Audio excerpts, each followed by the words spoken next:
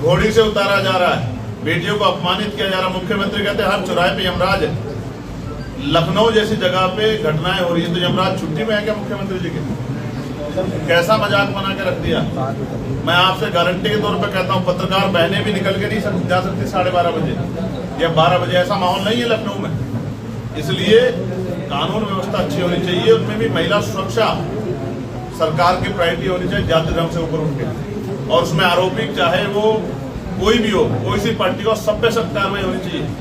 हमारे यहाँ एक 10 साल की बच्ची के साथ छेड़खानी हुई सहारनपुर में, और आपने खबर देखी होगी, पोस्को में मुकदमा दर्ज हुआ, लेकिन आरोपी के समर्थन में हजारों लोग एसएसपी के आवास पे चले गए, एसएसपी कार्यालय में, और नारे लगा रहे हैं एक संगठन के खिलाफ। सच ये है, वो एक संगठन के खिलाफ नहीं, वो न्याय के खिलाफ नारे लगा रहे हैं। उनको क्या कानून व्यवस्था भरोसा नहीं है? क्या पुलिस झूठे मुकदमे लिख रही है? क्या उनको उत्तर प्रदेश की पुलिस पर भरोसा नहीं है? लेकिन 10 साल की बच्ची के साथ अगर छेड़खानी हुई है, वो बच्ची चीख चीख के कह रही है, तो वो बाधा क्यों बन रहे हैं? ये जुल्म उत्तर प्रदेश में हो रहा। भर्ती घोटाले और भ्रष्टाचार, इस पर मैं आपसे बात रख चुका हूँ। महिला सुरक्षा पर मैं आपसे बात रख चुका हूँ। लेकिन मैं ये कहना चाहता हूँ, क्यों हम ग्रामीण क्षेत्रों में महिलाओं को रोजगार नहीं दे पा रहे हैं? क्यों हम महिलाओं को उड़ने के लिए आर्थिक सशक्तिकरण नहीं दे पा रहे हैं? ये सरकार का फेलियर है। इसलिए महिला सशक्तिकरण बहुत जरूरी है। पर्यावरण और प्रदूषण और जल संकट, ये भी हमारे सामने। क्या उत्तर प्रदेश में सभी परिवारों को पीने के लिए साफ पानी मिल रहा है? तो जवाब है नहीं। क्या सब लोग बिस्लेरी का या तमाम जो बड़ी बड़ी कंपनियों का पानी है वो पी सकते हैं? तो जवाब है नहीं। जिस प्रदेश में प्रति व्यक्ति आय इतनी कम हो, दूसरे प्रदेशों के अपेक्षा वहां किस तरह का जीवन लोग यापन कर रहे हैं, वो किससे छिपा हुआ नहीं। इसलिए इसके अतिरिक्त भी लगभग 32-33 ऐसे विषय हैं जिनको हमने अपने कैडर के द्वारा चिन्हित किया है और जिनको हम लोग जनता के बीच में लेके जाएंगे। और आप समझिए, बड़ी भयंकर गर्मी, लेकिन तमिलनाडु के रिजल्ट के बाद हमारे कार्यकर्ताओं में बड़ा उत्साह। हमारे प्रदेश अध्यक्ष जी, प्रदेश महासचिव जी, हमारे राष्ट्रीय कमेटी के साथी, प्रदेश कमेटी के साथी, प्रदेश के पदाधिकारी, जिला मंडल के पदाधिकारी, विधानसभा सेक्टर बूथ के पदाधिकारी, भाईचारा कमेटी, मिशन 78, अधिवक्ता मोर्चा के साथी इंतजार कर रहे हैं कि यात्रा कब शुरू हो, वो अपना जोहर दिखा सकें, वो गांव-गांव जाके लोगों तक अपनी बात रख सकें, इस सरकार की खामियां बता सकें और देना चाहिए इस बात को रख सकें। मैं बहुत जिम्मेदारी से कह रहा हूँ, उत्तर प्रदेश जानता है अभी प्रीपेड मीटर का इशू चल रहा था, किसकी वजह से प्रीपेड मीटर जो है उत्तर प्रदेश में हटे। अगर मीडिया नहीं जानती तो मैं बताना चाहता हूँ, लोकसभा में आजाद समाज पार्टी के सांसद ने वो सवाल पूछा मंत्री जी से, मनोहर लाल खट्टर जी से, और उसके रिप्लाई में उन्होंने कहा कि ये ऑप्शनल है, स्वैच्छिक है, रेगुलेटरी नहीं है। और मैंने उनको बताया कि उत्तर प्रदेश की ट्रिपल इंजन की सरकार जबरन लगा रही है, गांव-गांव में, शहरों में प्रीपेड मीटर लगा रही है और आप रोजगार दे नहीं रहे हो। सरकार मनरेगा में 125 दिन का कानून लाई, बाकी 225 दिन क्या करेंगे लोग? जिनके पे रिचार्ज नहीं होगा, उनके बच्चों की पढ़ाई कैसे होगी? उनके घर में उजाला कैसे आएगा, रोशनी कैसे आएगी? तब मैंने सवाल खड़ा किया, मंत्री जी ने मुझसे विश्वास दिलाते जवाब दिया कि प्रीपेड मीटर स्वैच्छिक है, रेगुलेटरी नहीं है, कोई जबरन लगाएगा, आप हमें रिपोर्ट दीजिए, हम लोग कार्रवाई करेंगे। उसके बाद आंदोलन हुए, क्योंकि जहां बिल आता था 500-700 हजार रुपए का, वहां आने लगा 6-7 हजार रुपए का। तब जाके इस डर से कि चुनाव सर पे है, सरकार ने प्रीपेड मीटर वापस लिए।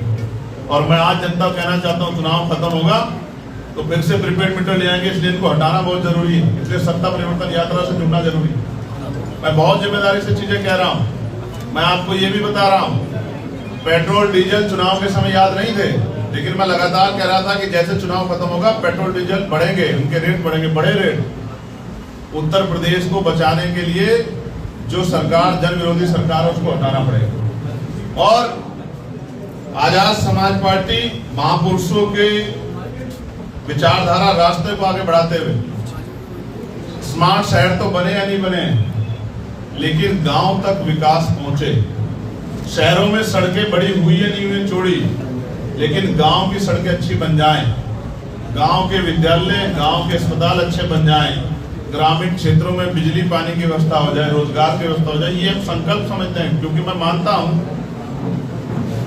80% आबादी गांव में निवास करती है। गांव को मजबूत बनाना जरूरी, इसलिए बहुजन समाज का संकल्प है, आजाद समाज पार्टी विकल्प है, नौकरी दो या कुर्सी छोड़ो। हम नौजवानों के बीच में जाके पूछेंगे, सरकार से सवाल पूछो, नौकरी दो या कुर्सी छोड़ो। जैसे याद है ना मंडल कमीशन, काशीराम साहब ने क्या कहा था, मंडल कमीशन लागू करो वरना कुर्सी खाली करो। तो क्या तो कुर्सी छोड़ो या नौजवानों को रोजगार दो। युवा मांगे रोजगार, नहीं चाहिए भ्रष्टाचार। कब तक भ्रष्टाचार की भेंट चढ़ेंगे? संविधान बचाओ, सामाजिक न्याय दिलाओ, सत्ता परिवर्तन अब की बार बहुजन होगा हुक्मरान। पूरे प्रदेश में यात्रा जाएगी, पूरे प्रदेश के लोगों से अपील करेगी। हमारे कार्यकर्ता, हमारे नेता गांव-गांव, गली-गली जाके उत्साह के रूप में अगले 8 महीने इस उत्साह को मनाएंगे। और इस उत्साह को सरकार जानती है, क्योंकि 2024 में नहीं लड़े थे हम लोग पूरे उत्तर प्रदेश में। तो सरकार जानती है कि ग्रामीण क्षेत्रों में आजाद समाज पार्टी की पकड़ क्या है, इसलिए तो पंचायत चुनाव नहीं कराया। क्या दिक्कत थी पंचायत चुनाव न कराने में? क्या सरकार को नहीं पता था कि राष्ट्र पिछड़ा आदर्श पिछड़ा वर्ग आयोग बनाना पड़ेगा? फिर क्या हुआ कि आप नहीं बना पाए? क्योंकि आप चुनाव कराना नहीं चाहते। आपको पता है चुनाव होगा, रिजल्ट आपके खिलाफ आएगा, तो फिर जनता के मन में संदेश बनेगा कि सरकार जाने वाली है। आप जबरन ब्लॉक प्रमुख, जिला पंचायत अध्यक्ष बनाने की कोशिश करोगे तो कड़ा विरोध होगा। विरोध से बचने के लिए आप इसको चुनाव के बाद ले जाएंगे, क्योंकि आपको लगता है कि आप पुनः श्याम दाम दंड बेच छल कपट लगा के और कोई ऐसी योजना लाके कि महिलाओं को पैसे देने की, आप वोट को लूटने का, खरीदने का प्रयास करोगे और फिर सत्ता के आधार पर दमन करके चुनाव को लूटने का प्रयास करोगे। इसलिए आप चुनाव को पीछे ले जा रहे हो। लेकिन आजाद समाज पार्टी ये होने देगी, ना ही अस्थि कलश वहां से हटाने दिए जाएंगे, ना ही उत्तर प्रदेश के युवाओं को, किसानों को, बेरोजगारों को, नौजवानों को, महिलाओं को और कर्मचारियों को अपमानित होने दिया जाएगा। सबको साथ लेकर आजाद समाज पार्टी आगे बढ़ेगी, ऐसा मैं आपको विश्वास दिलाता हूँ। 4 जून व्यवस्था परिवर्तन दिवस, और व्यवस्था परिवर्तन दिवस से सत्ता परिवर्तन यात्रा बिजनौर शुरू होकर पूरे उत्तर प्रदेश में जाएगी। इन्हीं सब बातों के साथ मैं अपनी बात को खत्म करता हूँ। आपका कोई सवाल हो तो? सर, राजनाथ जी आज लखनऊ में है। सर, राजनाथ जी आज लखनऊ में है, उन्होंने इसलिए तो उनके सशक्तिकरण की बात चल रही है। जैसे महिलाओं को आपने दिया है, मैं तो अकेला ऐसा सांसद था जिसने डिमांड की कि 50% देना चाहिए। आधी आबादी को 33% क्यों? झगड़ा क्यों करा रहे हो? संख्या के आधार पर तो उनको आधी आबादी तो 50% दो। लेकिन सरकार के लोगों ने झूठ बोला है कि ये महिला आरक्षण बिल का विरोध किया विपक्ष ने। सच ये है कि हम परिसीमन बिल का विरोध कर रहे हैं। महिला आरक्षण बिल तो पास हो चुका है 33% 2023 में। मैं तो मांग कर रहा था कि 50% देना चाहिए। उनमें अति पिछड़ी जातियों को, पिछड़ी जातियों को, शेड्यूल कास्ट, शेड्यूल ट्राइब को, अन्य धार्मिक अल्पसंख्यक को, मुसलमान को, जैन को, सिख को, सबको, महिलाओं को देना चाहिए। लेकिन सरकार के लोगों ने झूठ बोला। युवा बेरोजगारी और पेपर लीक का संकट मैं स्पष्ट फिर कर रहा हूं। पढ़ा लिखा नौजवान बेरोजगार घूम रहा, सुसाइड तक कर रहा है। वो कैसे कैसे अपने माता पिता से कर्ज, उनके माता पिता लेके, जमीन बेच के, घर गिरवी रख के उनको पढ़ाते हैं। लेकिन नौकरी कहाँ है? रोजगार कहाँ है? ना के बराबर नौकरी रोजगार है। और जितना सरकारी सिस्टम था उसको प्राइवेट कर दिया सरकार ने। इसलिए मैं मानता हूं कि बेरोजगार युवाओं को सुना जाना चाहिए, वरना तो जैसे 6-7 दिन में 20 मिलियन फॉलोअर वाली पार्टी बन जाती है, जिस दिन ये नौजवान सड़कों पे आ गया तो सरकार पे संभलेगा नहीं। बताना चाहता हूँ नौजवान होने के नाते, और अभी तो क्योंकि मुझे रोजगार मिल गया, 5 साल के रोजगार पे मैं हूँ, लेकिन मैं फिर भी ये मानता हूँ कि नौजवानों को रोजगार मिलना ही चाहिए। क्योंकि पढ़ाई लिखाई करा के उनके माँ बाप ने अपना सब कुछ दांव पे लगा दिया। उनकी बहनों के, बच्चों के, भाइयों के, माता पिता के सपने उनसे जुड़े रहे। इसके साथ साथ पुरानी पेंशन योजना ओपीएस को बहाल किया जाए। जब ये सरकार सत्ता में नहीं थी तो ये कहती थी कि हम ओपीएस लेके आएंगे और मंडल कमीशन की सिफारिशें भी लागू करेंगे। लेकिन जब से खुद आए हैं तब से एनपीएस की बात कर रहे हैं, वो भी तो आंदोलन के बाद। हम ओपीएस की गारंटी देंगे और उसको लागू कराएंगे।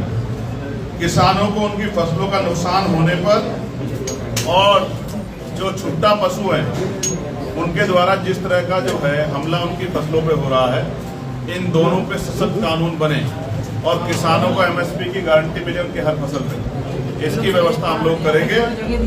साथ साथ महंगाई और बढ़ती बिजली दरें, ये तो मैंने पहले लिखा था, लेकिन यहाँ से आते तो देखिए 10% की वृद्धि होगी। एक तरफ महंगाई की मार वैश्विक स्तर पर जो चल रहा है, सरकार ने चुनाव लड़ा, आज पेट्रोल डीजल के प्राइस में 10-10, 8-8 रुपए की वृद्धि होगी। जेब किसकी कट रही है? जनता की या मंत्रियों की? जनता की। तो हम जनता के नुमाइंदे हैं, जनता के हितों की रक्षा के लिए मैं बहुत जिम्मेदार से कह रहा हूं कि महंगाई पे लगाम लगानी चाहिए और बिजली दरें कम करनी चाहिए।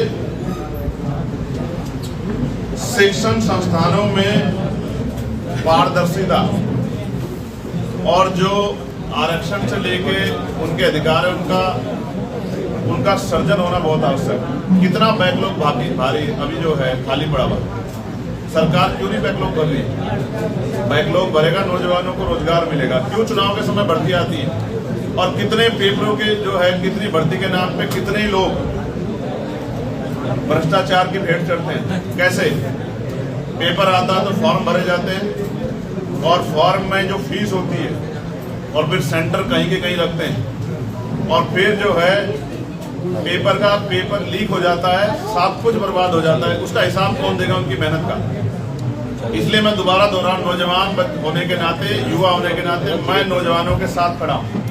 इसलिए मेरी मांग है और हम इसको लागू करेंगे। पावर में आने के बाद हम जनता के बीच में लेकर जाएंगे, जागरूक करने के लिए युवाओं को कि पेपर अगर आप कराते तो कोई पैसा न ले युवाओं से, आप दे तो रहे नहीं और पैसा जरूर लेते हैं उनसे। उसके बाद सेंटर लगाएं तो आप सुरक्षा व्यवस्था आपकी मजबूत होनी चाहिए। होम डिस्ट्रिक्ट में सेंटर लगाएं, होम डिस्ट्रिक्ट में लगा सकते हैं तो पड़ोसी जिले में लगाएं। बेटियों की सुरक्षा के साथ खिलवाड़ होती है।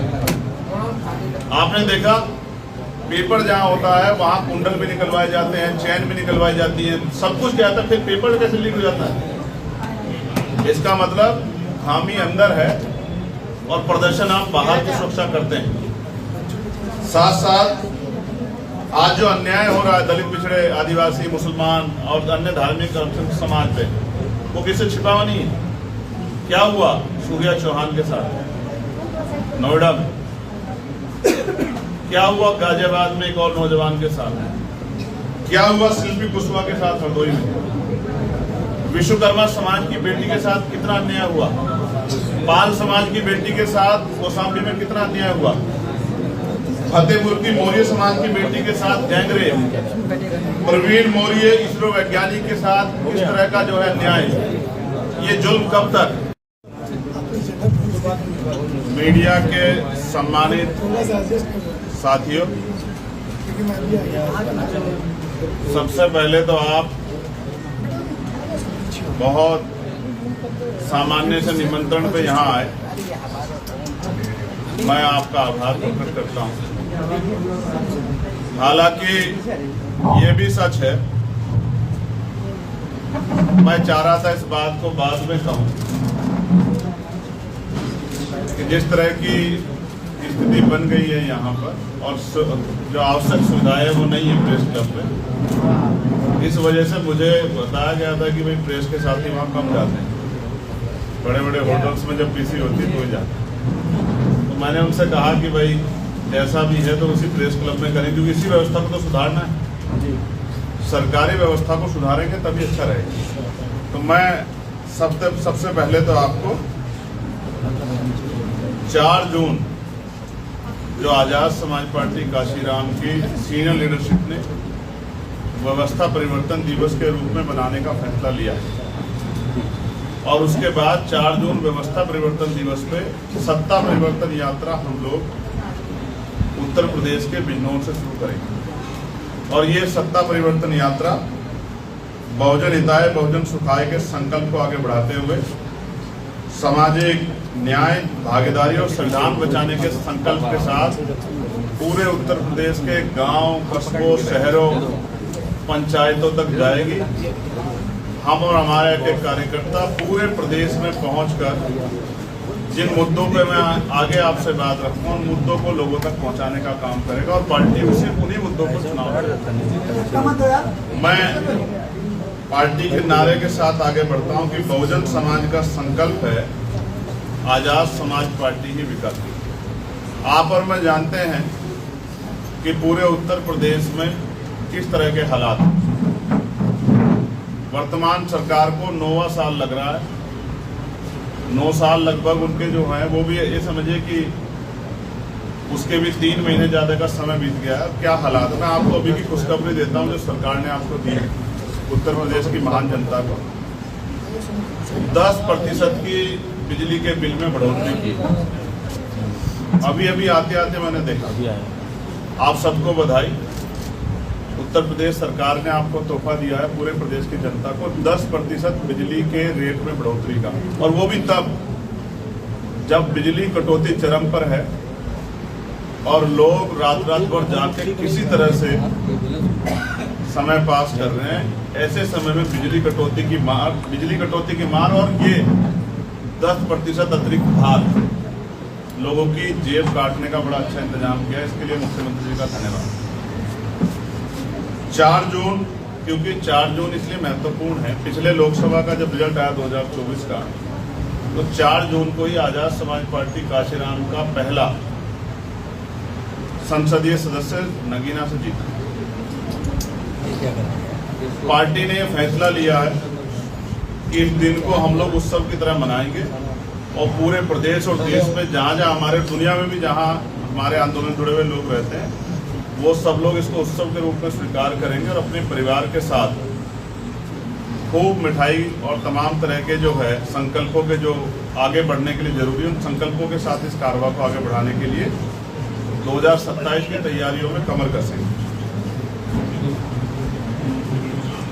पार्टी का ये मानना है कि ये केवल एक राजनीतिक यात्रा नहीं है जो सत्ता परिवर्तन यात्रा हम लोग शुरू कर रहे हैं। वो संविधान बचाने के लिए, सामाजिक न्याय स्थापित करने के लिए, बहुजन समाज की भागीदारी सुनिश्चित करने के लिए, दलित, पिछड़े, आदिवासी, मुसलमान, सिख, ईसाई, बौद्ध, किसान, मजदूर, युवा, महिला एवं वंचित वर्गों को एकजुट करने के उद्देश्य से ये यात्रा हम लोग शुरू कर रहे हैं। और जैसा मैंने आपको बताया, बहुजन समाज का संकल्प है, आजाद समाज पार्टी विकल्प है।